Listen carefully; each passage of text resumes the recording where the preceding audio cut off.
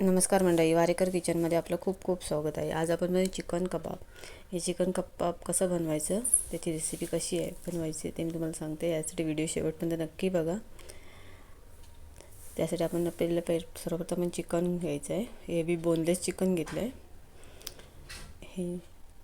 हे आपल्याला स्वच्छ धुवून घ्यायचं. सर्वप्रथम स्वच्छ धुवून झालं आता हे आपण मिक्सरला लावायचं आहे. करायचं आपल्याला खिमा तयार करायचा आहे. ह्या मी चिकन खिमाची पण एक व्हिडिओ बनवली होती, त्याची लिंक मी खाली देते तुम्हाला. हे मला मिक्सरला लावून घेतलं आहे. आपलं मिक्सरला लावून तर बारीक झालं आहे. एका भांड्यामध्ये काढून ठेवायचं सर्वप्रथम.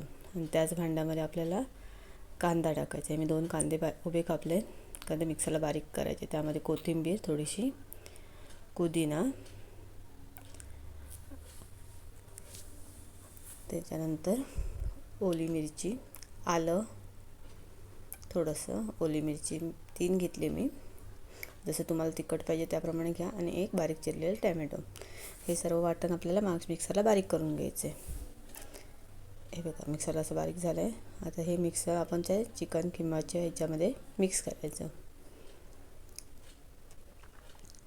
एक चिकन कबाब आपल्या हॉटेलसारखेच तयार होतात. घरी नक्की ट्राय करून बघा.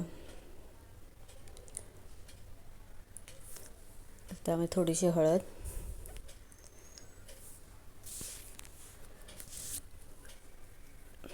आणि थोडंसं लाल तिखट, कारण आपण ओली मिरची घेतलेली आहे त्यामुळे तिखट कमी थोडंसं.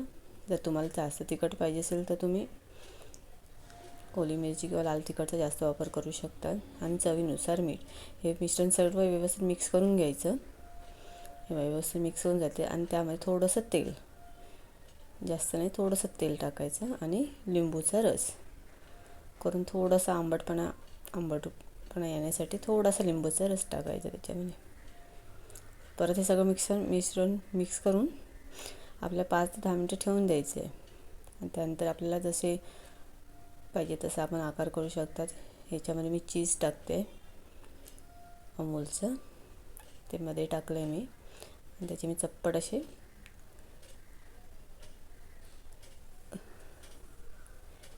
असं प्रत्येक तुम्हाला जेवढी साईज पाहिजे तशी, नॉर्मल साईज एवढीच असते.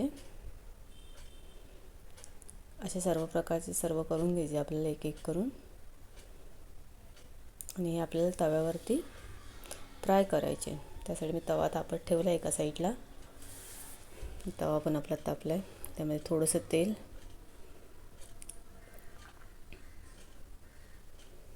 आणि त्या तेलामध्ये एक एक सोडून फ्राय करायचे आपल्याला. एका बाजून फ्राय झाले की आपल्याला दुसऱ्या बाजूने, दोन्ही बाजूने खरपूस असे भागात जायचे, एकदम करपवायचे नाही. हे बघा एका साईडने भाजले तर आपल्याला दुसऱ्या साईडनं ते परतून घ्यायचे. हे बघा असे हे एक एक करून आपल्याला सर्व भाजून घ्यायचे. हे तुम्ही चटणी सोबत किंवा सॉससोबत खाऊ शकतात. मी शेजवान चटणी आणि टॅमॅटो केचप घेतले. हे असे आपण कबाब करून बघा. व्हिडिओ आवडली तर नक्की कमेंट करून सांगा, शेअर करा, लाईक करा.